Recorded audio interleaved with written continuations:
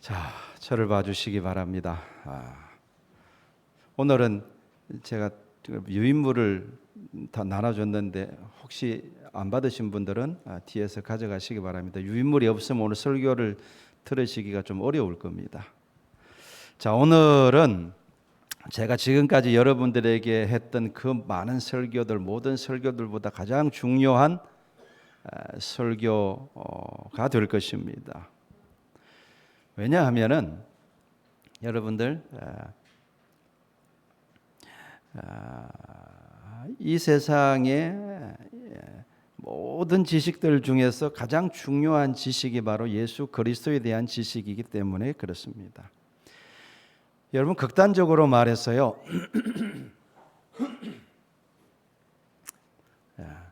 저를 봐주시기 바랍니다. 유인물은 제가 보자 그럴 때 같이 보시고. 자, 극단적으로 말해서 예수를 알면 다 아는 거예요. 저는 그렇게 믿습니다.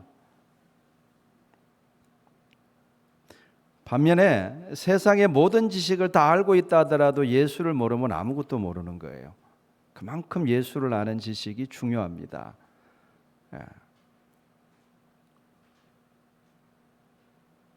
우리의 영원한 생명이, 우리의 영원한 운명이, 그리고 우리의 삶이, 아니 우리의 모든 것이 다 그분께 달려 있어요. 예수 그리스도에게 달려 있습니다. 이 너무나 분명한 사실이에요. 그래서 그분을 아는 것이고 진리를 아는 것이고 그분을 아는 것이 우리가 신앙생활의 성공의 지름길이죠. 오늘 제가 지금 여러분에게 드릴 이 설교는 사실은 2018년 수요 예배 때 골로새서 강해 때 한번 했던 내용입니다. 근데 그때 참석한 분들은 들으면 희미하게나마 그 내용이 기억나실 겁니다. 저는 그때 이 설교를 하면서 어떤 생각을 했냐 그러면 이거는 우리 모든 성도들이 좀 들었으면 좋겠다 하는 생각을 제가 가졌었어요. 근데 오늘 마침 하나님께서 그 기회를 주시네요. 지금 요즘 우리가 묵상하고 있는 본문이 골로새서고 또 마침 또 예수님이 탄생하신 성탄절과 즈음에 이 예수 그리스도에 대한 말씀을 들을 수 있음이 저는 결코 우연이라고 생각하지 않고 하나님의 안배요 하나님의 뜻이라고 저는 믿습니다. 오늘 설교는 좀 어렵습니다. 좀 길기도 하고요. 제가 아무리 애를 써도 도저히 쉽게 설명할 자신이 없습니다. 오늘 본문 자체가 어렵기 때문에 그래요. 그래서 이걸 쉽게 설명할 제가 자신이 없어요. 그냥 팝콘 먹으면서 영화관에 앉아서 영화를 보면 저절로 영화의 내용이 머리에 입력되게 그렇게 설교하고 싶지만 그럴 자신이 없습니다. 그래서 오늘 특별히 교재를 준비한 거예요. 그러니까 여러분 오늘 하루만 여러분 설교를 듣는다 생각하지 마시고 저와 함께 성경 공부한다 이렇게 생각하시고 좀 들어주시면 좋겠습니다. 온라인으로 지금 예배드리는 분들을 위해서 단톡방에도 제가 이 유인물을 올려놨습니다. 그걸 보시면서 설교를 들어주시기 바랍니다. 이 교재를 보면서 들으시면 훨씬 이해가 더 잘 되실 겁니다. 자, 그럼 시작하겠습니다. 자, 오늘 본문 우리가 오늘 읽은 이 본문은요 골로새 교회의 바울이 예수 그리스도에 대해서 전하는 내용이에요. 여러분 예수 그리스도에 대해서 사도 바울만큼 깊이 알고 있는 사람은 없습니다. 단연코 없습니다. 예수 그리스도에 대해서 사도 바울이 가장 깊이 알고 하나님께서 바울에게 그리스도에 대한 그 가장 많은 계시를 주셨어요. 그래서 그로 하여금 이렇게 많은 성경들을 남기게 했지 않습니까? 여러분 그때 당시 일반 유대인들은 예수를 누구라고 생각했을까요? 그때 당시 일반 유대인들, 이방인들은 아예 예수라는 존재 자체도 몰랐고 유대인들은 예수님을 한 명의 랍비요 선지자로 인식을 했습니다. 그래도 그만큼이라도 알아주는 게 어딥니까? 그리고 예수님을 따라다니는 제자들은 거기보다 조금 더 나아가서 예수님을 그리스도요 하나님의 아들로 영접했습니다. 근데 바울은 거기에서 한 걸음 더 나아가요. 바울은 예수를 누구라고 소개하냐면 그분이 바로 하나님이고 우리의 창조자이시라고 우리 지금 오늘 본문에서 이야기를 하고 있는 거예요. 그 당시로는 정말 쇼킹한 이야기죠. 감히 여호와 하나님 외에 다른 분을 창조자라고 말할 수 있는 분위기가 아니지 않습니까? 돌에 맞아 죽을 이야기. 여러분 예수님이 왜 십자가에 달려 돌아가신지 아시죠? 그죠? 예수님 자신을 하나님의 아들이라고 사칭했다고. 이게 신성모독죄로 돌아가신 거예요. 그런 분위기예요.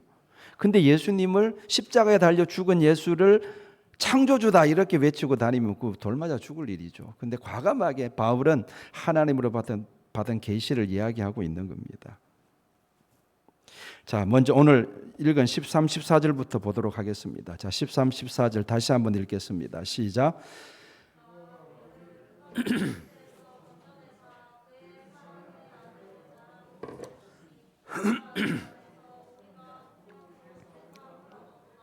아멘. 흑암의 권세라는 말이 나오죠. 흑암의 권세. 흑암의 권세. 이 권세라는 말은 힘이라는 거죠. 권세가 있다 그러는 것은 사람을 움직일 수 있는 힘이 있고 지배력이 있다 그런 의미죠. 그러니까 바울은 철저하게 세상을 바라볼 때 영적으로 바라보고 있다는 걸 알 수가 있습니다. 여러분, 바울 눈에도 육적인 세상이 보였겠죠. 그때 당시 자기의 조국 이스라엘이 로마의 지배하에 있다는 사실도 알았을 것이고, 그때 당시 정치적인 상황이나 경제적인 상황에 대한 그런 어떤 이해와 지식이 바울에게 없었겠습니까? 그러나 바울은 예수 그리스도를 만나고 난 다음부터는 단 한 번도 그런 이야기를 한 적이 없습니다.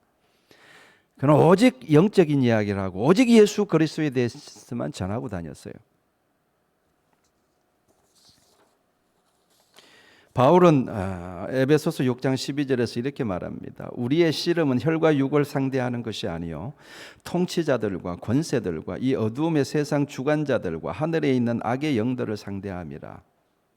바울은 자기 자신의 삶을요 씨름이라고 표현합니다. 나는 지금 씨름하고 있다. 씨름은 다른 말로 바꾸면은 전쟁이란 뜻이고 어떤 싸움이란 뜻이기도 하죠. 이게 좀 스피커가 불안전하더라도 그냥 신경 쓰지 마시고 그냥 들어주세요. 제가 맨 목소리도 들리죠, 그죠? 그러니까 내용이 중요한 거니까 너무 그런 거 신경 쓰다가 내용을 놓치지 마시길 바랍니다. 자, 바울은 자기 인생을 뭐라고 말한다고요? 씨름, 전쟁이라고 말합니다. 그러니까 바울은 자기 자신의 삶을 영적인 전쟁 중이라고 지금 이야기를 하고 있는 거예요. 그런데 그 전쟁의 상대가 누구라고요? 자기는 혈과 육을 상대하는 것이 아니다. 혈과 육이라는 것은 혈과 그 피와 육신을 가진 인간을 뜻하는 거예요. 자기는 인간을 상대로 싸우는 게 아니다. 여러분, 바울을 못 살게 굴고 바울을 죽이려고 하고 바울을 핍박한 사람들이 얼마나 많습니까? 근데 그 사람들을 대상으로 자기는 싸우지 않는다는 거예요. 그 사람들을 미워하지도 않고 그 사람들에게 대해서 분노하지도 않고 그렇다는 겁니다. 그럼 바울은 누구를 상대로 싸우냐 그러면요, 통치자들과 권세들과 이 어둠의 세상 주관자들, 즉 하늘에 있는 악한 영들을, 그러니까 오늘 우리 본문 13절에 하면은 흑암의 권세를 대상으로 싸운다는 거예요. 오늘날 우리도 마찬가지지 않겠습니까? 우리가 영적인 눈으로 세상을 볼 줄 알아야 되겠죠. 여러분이 그것을 인식하든 인식하지 않든 저와 여러분들은 영적인 전쟁 가운데 있는 거예요.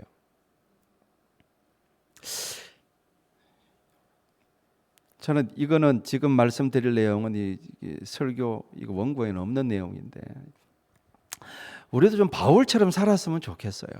이게 참 쉽지는 않습니다. 근데 우리는 누굴 상대로 자꾸 싸우냐 그러면요, 혈과 육을 상대로 자꾸 싸워요. 사람을 상대로 싸웁니다.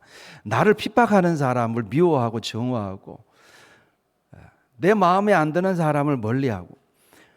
우리는 보면요, 사람을 상대로 이렇게 싸워요. 이거는 여러분 마귀에게 속는 겁니다. 우리는 어떤 일이 있더라도 사람을 상대로 싸워서는 안 돼요.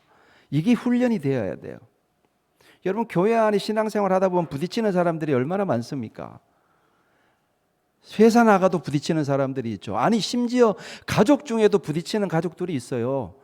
그러면 우리는 보통 어떻게 합니까? 그 사람을 미워하죠. 증오하고 싫어하죠. 멀리하려고 하죠. 그 영적으로 사는 게 아닙니다, 그거는. 저는 우리 바울에서 좀 배워야 된다. 그 사람을 통해서 역사하는 악한 영들을 대적해야지. 그건 어떻게 대적하는 거냐? 기도하는 거죠. 기도해야 되고, 그리고 이렇게 어떤 사람들의 말 한마디에 막 이렇게 막 분노하고 이런 걸 좀 멈추고 잠잠히 이렇게 좀 참으면서 그 악한 영들을 대적하려고. 오늘 뭐 설교 주제가 이것이 아니기 때문에 제가 길게 이야기는 하지 않겠습니다. 근데 이 부분에 대해서 너무 이렇게 우리가 보면은 서툴러요. 그래서 교회 안에 그렇게 싸움들이 많이 일어나는 거예요.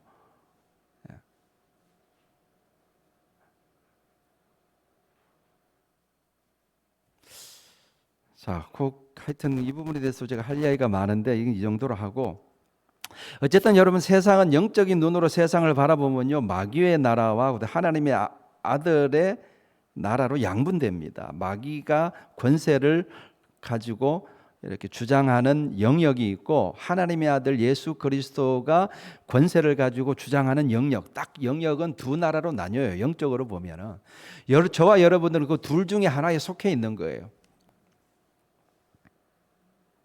그리고 그 두 나라는 지금까지 계속 전쟁 중이죠.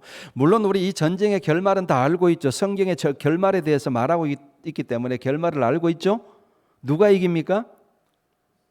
예수 그리스도가 이기죠. 마지막에 재림하셔서 모든 이렇게 악한 영들과 그리고 마귀와 그 마귀를 따르는 모든 세력들을 다 심판하시고 불못에 다 던져버리실 겁니다. 영원히 심판하시는 거죠. 그리고 예수 그리스도께서 왕이 되셔서 영원히 다스리시는 영원한 하나님의 나라가 열리는 거예요. 우리는 그걸 이미 알고 있습니다. 근데 지금은 아니에요. 지금은 아닙니다. 지금은 여전히 마귀가 권세를 가지고 있습니다. 그래서 오늘 13절에 흑암의 권세라고 하는 겁니다. 이 흑암의 권세에서 우리를 건져내어서 하나님의 아들의 나라로 옮기셨다고 말하죠. 어떻게 옮기셨느냐? 우리를 속량하셨다고 말합니다. 속량이라는 게 무슨 뜻입니까? 속량? 값을 지불하고 샀다는 뜻이죠, 그죠? 그게 속량했다는 뜻이. 어려운 말, 좀 이런 어려운 말은 좀 바꿨으면 좋겠는데. 그러니까 예수 그리스도께서 피를 흘리심으로써 피값을 지불하시고 저와 여러분들을 흑암의 권세에서 건져내어서 지금은 하나님의 아들의 나라에 있는 줄로 믿습니다. 할렐루야. 여러분, 예수 그리스도에 대한 이야기는 여기부터 시작하는 겁니다. 여러분, 예수님이 아무리 하나님의 아들이시고 전능하신 하나님이라 하여도 나를 구원하신 분이 아니시면 나와 아무런 상관이 없죠. 그죠? 그래서 복음은 항상 어디부터 시작하느냐? 예수 그리스도의 십자가로부터 복음이 시작되는 거예요. 여러분들, 예수 그리스도의 십자가가 믿어지십니까? 그분이 나를 속량하셨다는 사실이 믿어지세요? 그게 믿어지셔야지 이제 우리가 본격적으로 살펴볼 15절 이하의 말씀도 받아들일 수가 있어요. 여러분, 15절 이하에서 바울이 예수님에 대해서 말하는 것은요, 도저히 우리 이성으로는 믿을 수 없는 이야기들을 하고 있어요. 조금 이따가 제가 자세하게 말씀드리겠지만 너무 황당하고 어마어마한 이야기라서 믿기가 쉽지 않습니다. 그러나 예수님의 십자가가 믿어지는 분들에게는 예수님을 더 깊이 이해하는 데 도움이 될 줄로 믿습니다. 자, 그러면 이제 15절부터 좀 보겠습니다. 15절부터 17절까지. 그는 보이지 아니하는 하나님의 형상이시요 모든 피조물보다 먼저 나신 이시니 15절에 그러죠. 자, 이 부분부터 먼저 설명하겠습니다. 자, 그는 보이지 아니하는 하나님의 형상이다. 왜 이 말을 하느냐? 골로새서를 여러분들 읽어보시면 골로새 교회 안에 이단들이나 거짓 교사들이 와가지고 사람들을 혼미게 하고 있다는 걸 알 수가 있어요. 자, 그때 당시 활동했던 이단들과 거짓 교사들 가운데 영지주의자들도 있었어요. 영지주의자들이 주장하는 게 뭐냐 그러면요, 모든 만물이 어떻게 창조되었느냐, 하나님으로부터 계속 지속적으로 무언가 유출되어 가지고 그래가지고 이 세상이 탄생되었다는 거예요. 그 유출설이라 그래요. 그리고 예수 그리스도를 어떻게 설명하냐 그러면 예수 그리스도 하나님의 유출이다. 유출물 중에 하나다. 이렇게 이야기를 해요. 예수님도 하나님의 피조물 중에 하나로 보는 거죠. 예수님을 천사들 중에 하나로 보기도 합니다. 그런 어떤 거짓 교사들의 주장에 대해서 바울은 단호하게 이야기하는 거예요. 아니다. 하나님의 형상이다. 그분은. 다시 말해서 하나님과 예수님의 동질성을 이야기하는 거예요. 그분이 바로 하나님이다. 라고 담대하게 지금 이야기를 하고 있는 겁니다. 그러니까 하나님은 영이시기 때문에 우리 눈에 보이지 않지 않습니까? 그런데 그 보이지 않는 하나님이 우리 눈에 보이도록 형상으로 나타나신 분이 예수님이다. 그런 이야기예요. 동질성을 이야기하는 거예요. 예수님이 곧 누구라고요? 하나님이시다. 그 이야기를 하는 겁니다. 자, 그 다음에 모든 피조물보다 먼저 나신 이시니 이 구절이 참 난해 구절이고 여러분들 이 구절 때문에 그렇게 초대교회 때 피 터지게 싸웠던 거예요. 이 구절 때문에 지금도 이단들이 예수님이 피조물이라고 우기는 이단들이 지금도 있는 거예요. 여호와 정인들도 예수님을 피조물로 보죠. 하나님과 동급으로 안 봅니다. 삼위일체로는 거부합니다. 자, 모든 피조물보다 먼저 나신 이시니 이걸 그냥 문자적으로만 보면 예수님이 마치 하나님의 피조물인 것처럼 들리죠. 이런 것이 언어의 한계이기도 하고 번역의 한계이기도 하죠. 자, 왜 아까 제가 말씀드렸듯이 여호와의 정의는 예수님을 하나님의 첫 번째 피조물로 봅니다. 자, 왜 그런 결과가 나오냐 그러면 성경을 잘못 이해했기 때문에 그렇습니다. 자, 여기 먼저 나셨다, 먼저 나신 이다라는 말은 헬라어로 보면요 프로토토코스라는 말을 씁니다. 프로토토코스. 제가 유인물에 적어놨죠. 먼저 나신 이다라는 말은 프로토토코스인데 이걸 영어로 보면 firstborn이에요. 그러니까 가장 먼저 태어난 장자를 일컬을 때 프로토토코스라는 단어를 써요. 자, 그러면 바울이 이 단어를 다른 성경에서는 어떻게 사용하고 있나 하는 것을 보면은 좀 더 구체적으로 알 수가 있겠죠. 여러분 골로새서 1장 18절에 보면은 죽은 자들 가운데서 먼저 나신 이신이 예수님을 그렇게 이야기를 하죠. 그죠? 이때도 프로토토코스라는 말을 씁니다. 또 로마서 8장 29절에 보면은 하나님이 미리 아신 자들을 또한 그 아들의 형상을 본받게 하기 위하여 미리 정하셨으니 이는 그로 많은 형제 중에서 맏아들이 되게 하려 하심이라. 그럴 때 이 맏아들도 프로토토코스예요. 자, 그러니까 정리하면은 바울은 이 프로토토코스라는 단어를 언제 사용하냐 그러면 장자라는 의미로 사용하고 있는데 바울이 이 단어를 예수님에게 적용하는 이유는요. 자, 잘 들으세요. 하나님과의 관계를 설명하기 위해서 사용하는 것이 아니라 우리와의 관계를 설명하기 위해서 이 단어를 언제나 썼어요. 이걸 아는 게 중요합니다. 그러니까 무슨 말입니까? 예수님이 누구시라는 거예요? 우리 구원받은 모든 백성들 중에 프로토토코스다. 장자다. 그런 의미입니다. 그러니까 정리하면 15절을 요약 정리하면요. 예수님은 하나님과의 관계 속에서는 하나님의 형상이시고 그러니까 하나님과 동등한 하나님의 형상이시고 또 우리와의 관계 속에서는 누구라고요? 우리 모두의 프로토토코스이시다. 장자이시다. 그걸 이야기하는 겁니다.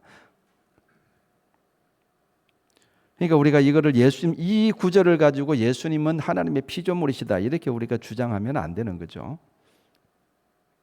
자, 예수님이 하나님의 피조물이 아니라는 사실은 그 다음에 16, 17절에서 더 분명하게 이야기를 하죠.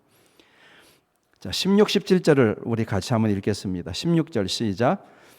만물이 그에게서 창조되되 하늘과 땅에서 보이는 것들과 보이지 않는 것들과 혹은 왕권들이나 주권들이나 통치자들이나 권세들이나 만물이 다 그로 말미암고 그를 위하여 창조되었고 또한 그가 만물보다 먼저 계시고 만물이 그 안에 함께 섰느니라.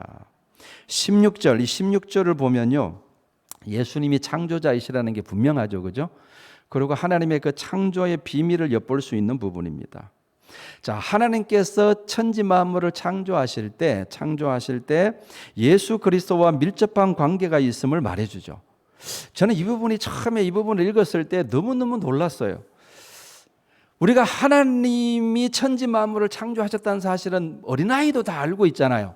근데 하나님이 천지 만물을 창조하실 때 예수님을 통해서 창조하셨다. 이걸 아는 사람이 누가 있었어요? 저도 골로새서를 알기 전에는 그거 몰랐어요.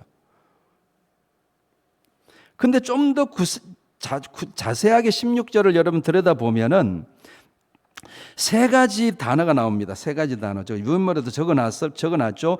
그에게서라는 말이 나오고, 두 번째는 뭡니까? 그로 말미암고, 세 번째는 그를 위하여. 그는 예수 그리스도를 가리키는 거예요.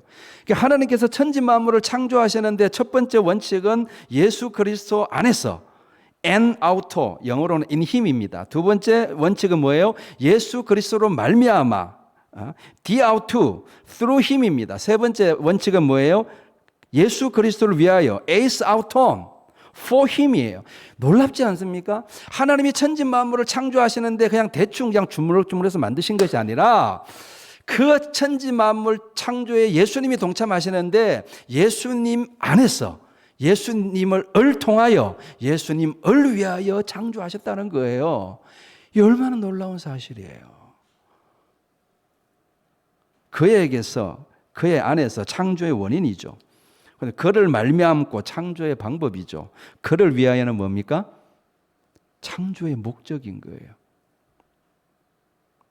하나님께서 천지 만물을 창조하실 때 이 세 가지 원칙 하에 창조하셨다고 바울이 지금 계시를 받아가지고 밝혀주는 거예요. 자, 예수 그리스도 안에서, and out라는 이 말은 하나님의 천지 만물 창조가 예수 그리스도 안에서 이루어진 일임을 말해주죠. 그러니까 하나님께서 독단적으로 하신 것이 아니라 그리스도와 함께, 예수 그리스도와 함께, 그죠? 창조하셨다는 이야기죠. 그러니까 예수님은, 예수 그리스도는 우리를 구원하시기 위해서 어느 날 갑자기 하늘에서 뚝 떨어진 인물이 아니라 창세 전부터 우주 만물의 창조 계획을 세우신 그 설계자이시고 주관자라는 사실을 알 수 있어요. 아멘. 천지 만물 창조의 설계자이시고 주관자이시다. 자, 예수 그리스도로 말미암는다라는 말은 모든 만물들은 예수님께서 창조하실 때 예수님이 디자인하시고 창조하셨다는 의미죠.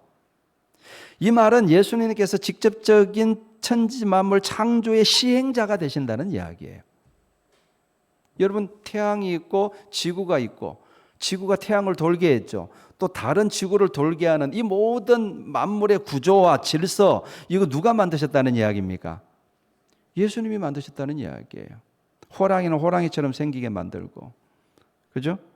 원숭이는 원숭이처럼, 저는 이렇게 생기게, 이 모든 우리 눈에 보이는 피조 세계가 이렇게 되어진 것은 다 예수님으로 말미암아, through him. 그가 그렇게 디자인하셨다. 놀라운 이야기 아닙니까? 그리고 예수 그리스도를 위하여라는 말은 창조의 목적이 예수 그리스도에게 있다는 뜻이죠.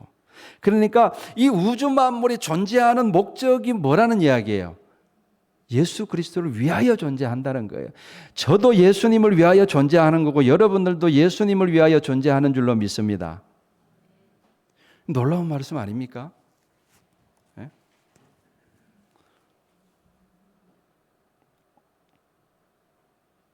자, 따라서 17절에 그가 만물보다 먼저 계시고 라는 말씀은 단순히 시간적인 개념으로 볼 수 없죠. 그러니까 예수님이 만물보다 시간적으로 먼저 존재하신 분이란 그런 의미라기보다는 모든 만물의 근원이 되신다. 예수 그리스도께서. 그런 의미로 읽어야 되겠죠. 그죠? 먼저 계셨다는 것은 그분이 근원이 되시고 어뜸이 되신다. 그런 의미입니다. 다시 말해서 예수님과 만물과의 관계성을 이야기하는 거예요. 만물이 그 안에 함께 섰느니라 라는 이 말 역시 만물과 예수 그리스도의 관계성을 이야기하는데, 여기 함께 섰다는 말도 제가 유인물에 적어놨죠. 수니스테미라는 말은 결합되어 있다. 그냥 만물과 그리스도가 결합되어 있다는 거예요. 자, 그 빨간 걸로 된 거 우리 같이 한번 읽어볼까요? 15절에 17절까지 정리해 보면, 첫 번째 시작. 예수 그리스도는 하나님이시다. 두 번째 시작. 예수 그리스도는 모든 만물의 창조의 설계자이시고 창조의 시행자이시며 창조의 목적이 되시는 분이시다. 세 번째 시작. 따라서 예수 그리스도는 모든 만물의 근원이 되시고 모든 만물은 예수 그리스도와 연결되어 존재하는 것이다. 아멘. 놀랍지 않습니까? 그러니까 여러분, 그리스도를 아는 게 구원이에요. 그분을 모르는 것이 결국은 심판이에요. 그분과 연결이 되어지는 것이 구원이고 영생이고, 그분과 끊어지면은 그 자체가 심판인 거예요. 하나님이 심판을 하셔서 끊어지는 것이 아니라 그리스도와 끊어진 자체가 심판이라니까요. 여러분 이거 보세요. 이 꽃을 보세요. 꽃을 보십시오. 이게 뿌리하고 연결되어 있으면 그건 생명이에요. 근데 잘라져 있으면 그거는 그 자체가 죽음인 것이죠. 예. 여러분 그리스도가 우리의 생명의 근원이신 줄로 믿습니다.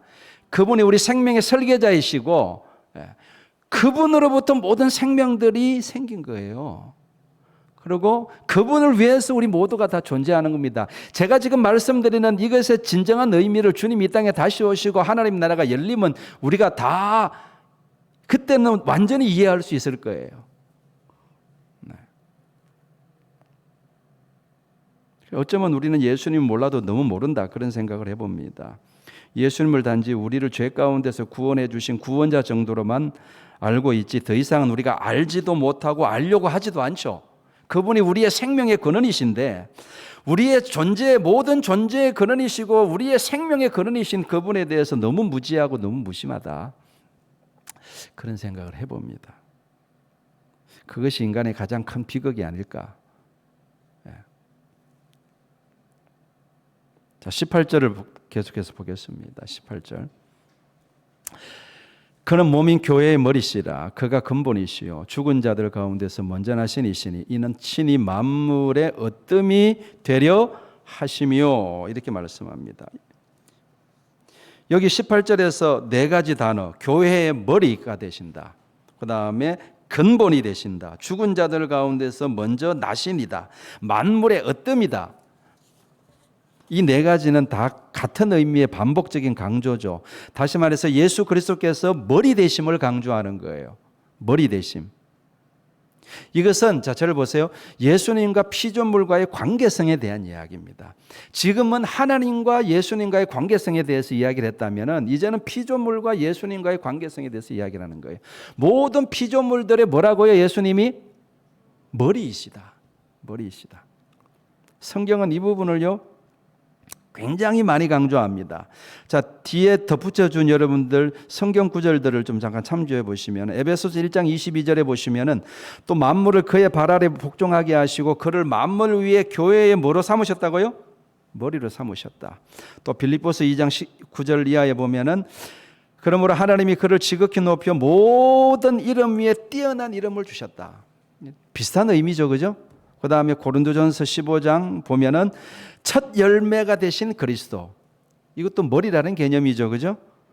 그 다음에 로마서 8장 29절. 그로 많은 형제 중에서 맏아들이 되게 하려 하십니다. 이것도 머리에 대한 이야기예요. 자, 보세요. 저를 보세요. 우리 구원받은, 자, 보세요. 성경은 지금까지 제가 읽은 내용들은 예수님이 장자가 되신다, 머리가 되신다, 맏아들이 되신다를 지금 설명하는 구절들이죠. 근데 자, 거기에 출애굽기 4장 22절을 보시면은 너는 바로에게 이르기를 여호와의 말씀에 이스라엘은 내 아들, 내 장자라. 구약의 이스라엘 백성들도 하나님의 장자라고 이야기를 하고 있어요. 놀라운 이야기죠. 근데 더 나아가서 마지막 구절 야고보서 1장 18절을 보시면은 그가 그 피조물 중에 우리로 구원받은 우리를 말하는 겁니다. 우리로 한 첫 열매가 되게 하시려고 이렇게 말합니다. 그리고 히브리서 12장에 보면은 장자들의 하늘에 있는 장자들의 모임에 대해서 이야기합니다. 자, 저를 보세요. 정리하면은 예수님도 장자고 구약의 이스라엘 백성도 장자고 구원받은 우리도 장자라고 성경은 이야기해요. 도대체 장자가 왜 이렇게 많은 거야? 그럼 누가 진짜 장자라는 이야기입니까? 이 모든 말씀들을 종합해 보면은 자, 하나님께서 예수 그리스도를 통해서 천지 만물을 창조하신 목적에 대한 대략적인 그림을 그릴 수가 있습니다. 제가 그린 그림이에요. 자, 예수 그리스도는 구원받은 모든 자녀들 중에 맏아들 즉 장자시죠. 그런데 예수님만 장자가 아니라 제가 아까 말씀드렸죠. 구약의 이스라엘 백성도 장자고 신약의 구원받은 백성들도 장자다. 성경 분명히 그렇게 이야기를 합니다. 그러니까 성경은 누구에 대한 이야기냐 그러면요. 장자들에 대한 이야기예요. 성경은 누구에 대한 이야기라고요? 장자들에 대한 이야기입니다. 자, 하나님께서 천지 만물을 창조하시고 구속하신 목적이 뭐냐? 그 목적은요, 장자들을 만들기 위함이라고 또 말할 수 있습니다. 네. 자, 성경에서 장자는 중요한 두 가지 의미를 가집니다. 장자. 성경은 장자에 대한 이야기가 굉장히 많이 나와요. 자, 두 가지 중요한 의미를 가지는 첫 번째 장자의 첫 번째 의미가 뭐냐면 시작이라는 의미입니다. 시작. 그러니까 하나님은 지금 영원한 장자들을 모으고 계시는데 아직 다 못 모으신 거예요. 이 말은요, 진정한 의미에서 하나님은 아직 시작도 하지 않았다는 의미도 됩니다. 저는 그렇게 생각해요. 여러분들이 뭐 제 생각을 받아들인지 말든지 그건 여러분이 알아서 하시고, 저는 그렇게 생각하고 그렇게 믿습니다. 하나님이 뭔가 영원 속에서 하시고자 하시는 일이 있으신 것 같아요. 제가 성경을 묵상하면서 제가 내린 결론입니다. 하나님이 뭔가 영원 속에서, 우리 인류 역사 속에서 말고 영원 속에서 뭔가 일을 하시려고 하는데, 그 하나님이 일을 하시려고 할 때 필요한 조력자들이라 그럴까요? 사람들이 필요한데 그게 장자들이에요. 하나님의 장자들이 필요한 거예요. 그래서 하나님께서 인류 역사를, 이 땅을 창조하시고 인류 역사를 열으셨다고 저는 봅니다. 너무 거대한 이야기죠, 그죠? 너무 거시적인 이야기라서. 그렇지만 저는 성경을 묵상하면서 제가 발견한 건 그거예요. 하나님이 뭔가, 여러분, 하나님이 그냥 존재만 하고 계시는 분은 아니지 않을 거예요. 그냥 오늘도 이렇게 가만히 계시고 내일도 가만히 계시고, 그거 어떻게 하나님이라 그럴 수 있어요? 하나님은 끊임없이 일하시는 분이시거든요. 뭔가 하나님이 영원 속에서 뭔가 일을 하려고 하시는데 누가 필요하다고요? 장자들이 필요한 거예요. 장자들이. 장자들을 어떻게 만들어내냐? 그 장자들을 만들어내는 무대로서 하나님이 천지 만물을, 이 땅을 창조하시고 인간을 창조하셨다고 저는 보는 거예요. 그리고 장자들을 계속 아담 때부터 지금까지 장자들을 모으고 계셨는데 다 모았어요? 못 모았어요? 다 못 모으신 거예요. 그 장자들을 다 모으시면 어떻게 될까요? 역사는 문을 닫을 거예요. 틀림없이 그렇게 될 겁니다. 역사는 문을 닫을 거예요. 그때까지 하나님이 참아두시는 거예요. 이 땅의 죄악들을. 그러니까 영적으로 보면요, 제가 말씀드리는 건 영적인 시각입니다. 영적으로 보면은 하나님께서 장자들을 모으시기 위해서 인류 역사를 여셨다고 볼 수 있으며, 장자들을 다 모으시면 인류 역사의 문을 닫으신다. 자, 두 번째, 이 장자의 두 번째 의미는요, 아버지의 유산을 물려받을 자라는 의미입니다. 착하고 충성된 종아, 내가 작은 일에 충성하였음에 내가 많은 것을 내게 맡기리니 내 주인의 즐거움에 참여할지어다. 성경 전체를 통해서 보면요, 하나님이 우리에게 기업을 물려주신다는 말씀이 굉장히 많이 나옵니다. 그 기업이 무엇일지 아직 아무도 모릅니다. 아직 개봉박두죠. 주님이 이 땅에 다시 오시면 비로소 그 실체, 우리가 물려받을 기업의 실체가 드러날 겁니다. 그러나 아직은 개봉박두예요. 근데 중요한 것은 우리가 하나님으로부터 영원한 기업을 물려받는다는 것은요, 새로운 시작을 의미한다는 거예요. 영적인 시각으로 보면은 우리는 아직 진정한 시작을 하지도 않았다고 볼 수도 있습니다. 그것이 장자라는 말 속에 들어있는 의미입니다. 골로새서는 결국 예수 그리스도를 소개하면서 하나님의 천지 창조와 구속의 큰 그림을 지금 우리에게 보여주고 있는 겁니다.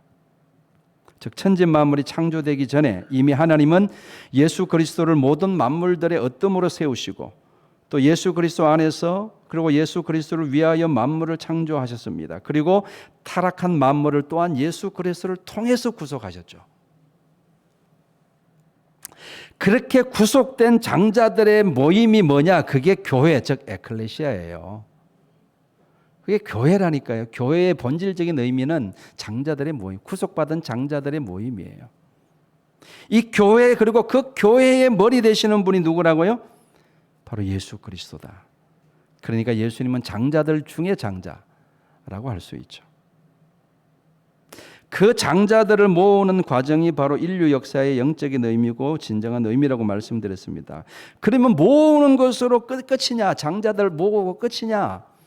그렇지 않다고 말씀드렸죠. 장자들의 모임이 준비되면 하나님이 영원 속에서 진정으로 하시고자 하는 일들을 드디어 시작하신다고 저는 봅니다. 그래서 저는 아직 시작도 안 됐다고 봐요. 여기 뭐 이 땅에서 우리가 네가 좀 더 크니 내가 좀 더 크니 네가 잘났느니 내가 잘났느니 아무 의미 없습니다. 만약에 여러분 생각을 해보세요. 이 땅에서 살아가는 삶이 절대적인 의미가 있고 절대적인 중요성을 지니고 내가 이 땅에서 무엇을 하고 사는 게 중요하고 무엇을 이루었나가 중요하면요, 우린 예수님에게서 아무것도 배울 수 없습니다. 예수님 이 땅에 오셔서 뭐 하신 게 뭐 있어요? 그분이 뭐 경제적인 발전을 이루셨습니까? 정치적인 어떤 뭐 권력을 성취했습니까? 과학적인 발전을 이루셨습니까? 그분이 오직 하신 것은요, 우리 죄를 위해 죽으신 것, 그게 끝이에요. 그 예수님의 삶, 그리고 초대교회 때 허무하게 죽어간 그 수많은 그 초대교회 성도들의 삶, 그 인간적으로 보면 다 허무하지 않습니까? 사자밥으로 죽고 돌 맞아 죽고 얼마나 허무한 죽음들입니까? 그 죽음들이 우리에게 말하는 게 뭐냐면 그거 잘 생각해 보세요. 왜 그걸 우리가 의미 있게 받아들입니까? 그렇게 죽어도 괜찮은 겁니까? 괜찮은 거예요. 아직 시작도 안 한 거예요. 시작도 안 해요. 저는 그렇게 받아들여요. 그분들의 죽음, 예수 그리스도의 죽음을 저는 그렇게 받아들이는 거예요.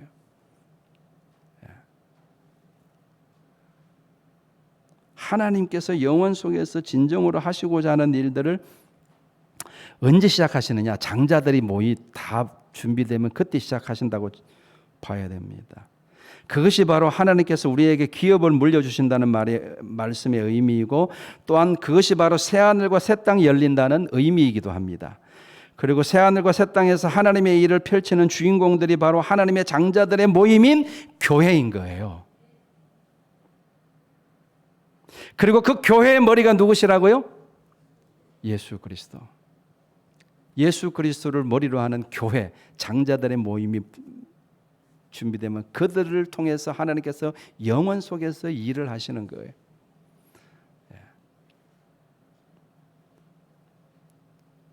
그 준비 과정 속에 저는 있다고 봅니다. 그래서 저는 개인적으로 이 땅에서 부귀영화를 가볍게 여깁니다. 저는 돈이 많으면 좋고 없어도 상관없습니다. 꼭 없는 걸 절대적으로 지지하지는 않습니다. 하나님께 맡기는 거예요. 건강하면 감사하고 건강하지 못해도 상관없습니다. 똑똑하면 좋지만 무식해도 상관없어요. 그러니까 그 자체에 절대적인 의미를 두지 않는 것이죠. 있으면 감사하고 없어도 감사하고. 제가 절대적으로 가치를 두는 것은요, 예수 그리스도입니다. 그분의 가르침을 저는 절대적인 가치를 둡니다.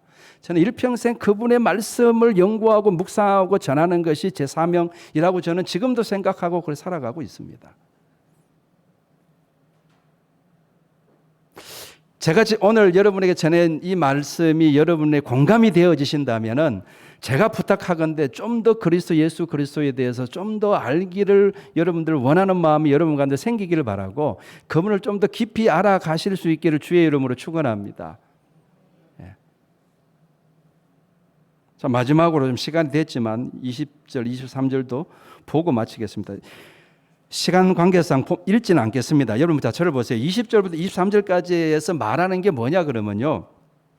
예수님이 그처럼 우리의 모든 만물의 어뜸이 되시고 머리가 되신 것은 그냥 된 게 아니라는 이야기를 하는 거예요. 그냥 공짜로 그냥 된 게 아니라는 걸 말씀합니다.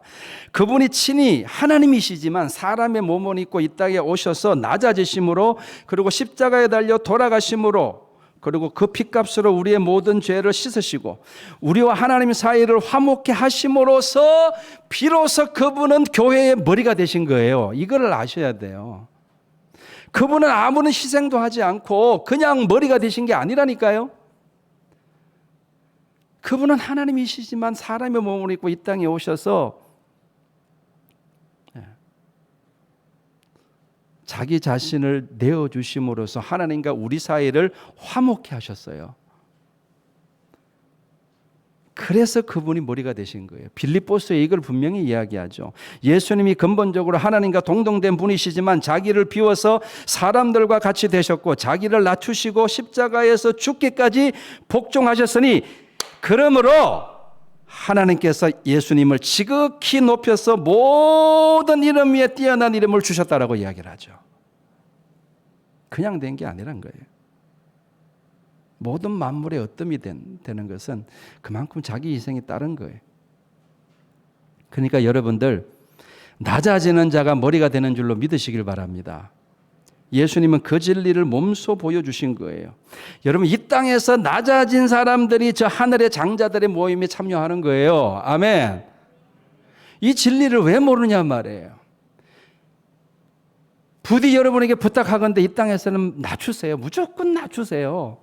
그게 여러분 사는 길입니다. 예수님이 보여주셨잖아요. 우리가 잘나면 얼마나 잘났습니까? 우리가 똑똑하면 얼마나 똑똑하고.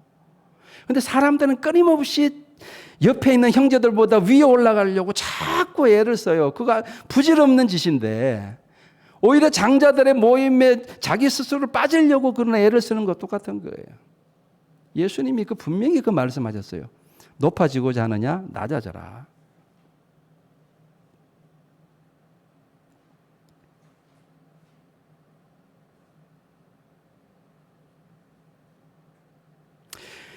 저와 여러분들은 예수님이 가르쳐 주신 진리를 따르는 사람인 줄로 믿습니다.